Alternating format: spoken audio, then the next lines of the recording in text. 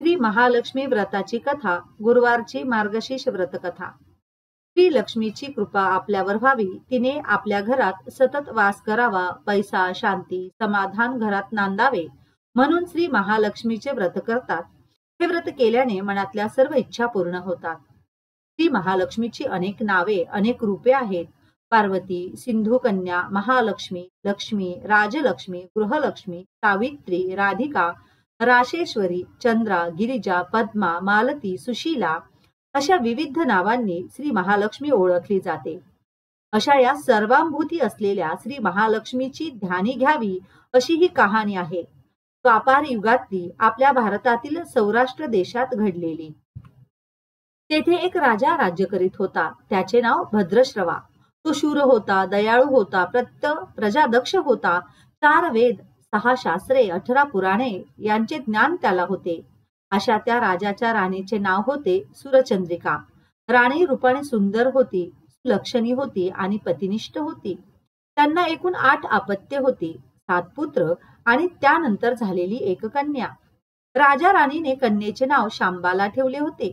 एकदा देवीच्या मनात आले, आपण राजाच्या राजप्रसादी राहावे, त्याने राजा आणखी सुखी होईल, प्रजेलाही तो आणखी सुख देईल।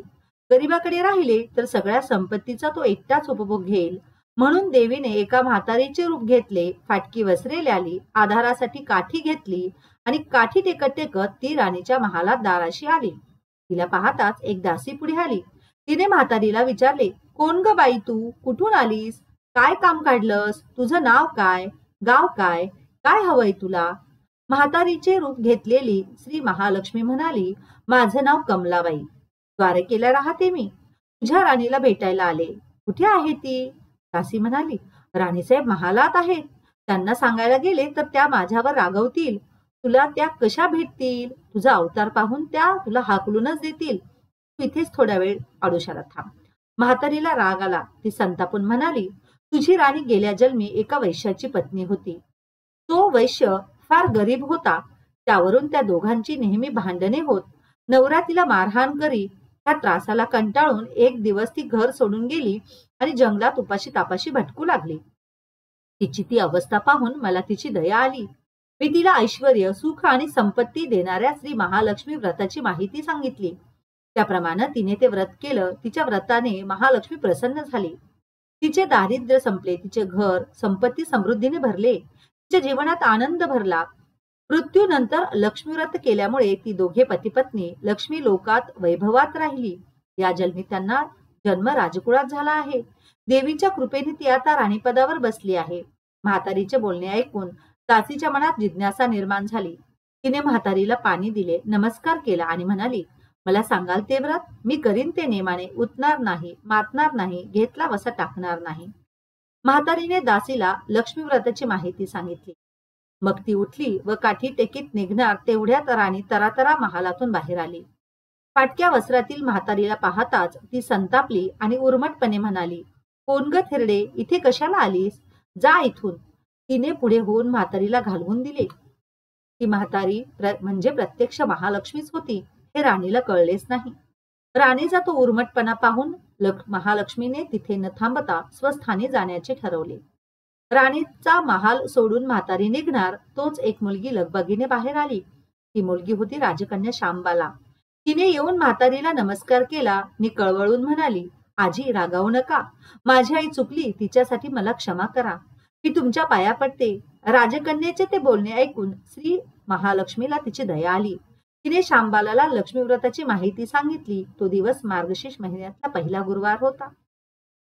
पुढे त्या दासीने लक्ष्मी व्रत केले, तिची स्थिती सुधारली। दासी पण सोडून ती संसार सुखाने करू लागली। राजकन्या शांबालेनेही भक्तिभावाने सांगितल्याप्रमाणे लक्ष्मी व्रत केले। सगळे नियमधर्म पाळून दर गुरुवारी तिने ते व्रत केले। शेवटच्या गुरुवारी उद्यापन केले। लवकरच शांबालाचा विवाह सिद्धेश्वर नावाच्या राजाच्या मालाधर नावाच्या राजपुत्राशी झाला। तिला राजवैभव मिळाले। लक्ष्मी व्रताच्या प्रभावाने तिचा संसार सुखा समाधानाचा चालू लागला। पण इकडे भद्रश्रवा व राणी चंद्रिका यांना हळूहळू वाईट दिवस दिसायला लागले। त्यांचे राज्य गेले, त्यांचे सर्व वैभव ऐश्वर्य लयाला गेले। चंद्रिका राणी होती, ती स्थिती आता बदलली। अन्न पाण्यालाही ती महाग झाली। भद्रश्रवाला फार वाईट वाटे, पण तो तरी काय करणार. एके दिवस चिंतेने उगवत होता तसाच मावळत होता. एक दिवस भद्रश्रवाला वाटले मुलीकडे जावे, तिला पाहावे, 4-8 दिवस तिच्याकडे राहावे. त्याप्रमाणे तो जावयाच्या राज्यात आला. चालून चालून तो खूप दमला होता. म्हणून थोडा वेळ विश्रांती घेण्यासाठी तो एका नदीच्या काठी बसला. राणीची दासी नदीवर येत होती. तिने भद्रश्रवाला ओळखले. दासी धावत महालात गेली. राजाला बातमी सांगितली. शांबालालाही ते समजले. शांबाला आणि मालधाराने रथ पाठवून भद्रश्रवाला मोठ्या मान सन्मानाने राजवाड्यात आणले आणि त्याचा आदर सत्कार केला. काही दिवस जावयाचा आणि मुलीचा पाहुणचार घेत भद्रश्रवा राजवाड्यात राहिला. आता परत जायचे विचार त्याच्या मनात घोळू लागले. जावयाला त्याने तसे सांगितले. जावयाने संमतीही दिली. भद्रश्रवा परत जायला निघाला तेव्हा शांबालेने एक हंडा भरून धन पित्याला दिले. तो हंडा घेऊन भद्रश्रवा घरी आला. मुलीने धनाने भरलेला हंडा दिला आहे हे ऐकून सुरचंद्रिकेचा आनंद गगनात मावेना. घाईघाईने तिने हंड्यावरचे झाकण काढले. आत पाहते तर काय, हंड्यात धन नव्हतेच, होते फक्त कोळसे. महालक्ष्मीच्या अवकृपेने हंड्यातल्या धनाचे कोळसे झाले होते. चंद्रिकेने कपाळावर हात मारून घेतला. भद्रश्रवा हा चमत्कार पाहून चकित झाला होता. दुःखाचे दिवस संपत नव्हते. दारिद्र्याचे भोग सुटत नव्हते. सुरचंद्रिकेला एक एक दिवस काढताना जीव मोठा कुटीला येत होता. एक दिवस सुरचंद्रिकेच्या मनातही लेकीला भेटायची इच्छा निर्माण झाली. त्याप्रमाणे ती लेकीच्या घरी जाण्यासाठी निघाली. तो दिवस मार्गशीर्ष महिन्यातला शेवटचा गुरुवार होता.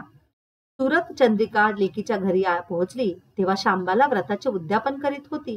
शांबालेने आईकडूनही महालक्ष्मी व्रत करून घेतले. 4 दिवस मुलीकडे राहून सुरचंद्रिका परत आपल्या गावाला आली.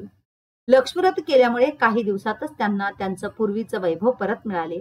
राजप्राप्ती झाली. पुढे काही दिवसांनी आई वडिलांना भेटण्यासाठी म्हणून शांबाला माहेरी आली. पण बाप भेटायला गेला असताना त्याला शांबालेने कोळसा भरलेला हंडा दिला, पण आपल्याला मात्र काहीच दिलं नाही. हा राग राणीच्या मनात होता. त्यामुळे शांबालेचे भावे त्याचे स्वागत कुणी केले नाही. राणीने एक प्रकारे तिचा अपमानच केला होता. पण शांबालेला आईचा राग आला नाही. ती पुन्हा आपल्या घरी जाण्यासाठी निघाली. निघताना तिने पूर्वी बापाला दिलेला हंडा परत घेतला. त्यात मीठ भरले व तो हंडा घेऊन ती आपल्या सासरी आली. स्वगृही आल्यावर मालाधराने शांबालेला विचारले, माहेरून काय आणलंस? शांबालेनं बरोबर आणलेल्या हंड्याकडे बोट दाखवलं. मालधाराने झाकण काढून आत पाहिले तर हंड्यात मिठाचे खडे.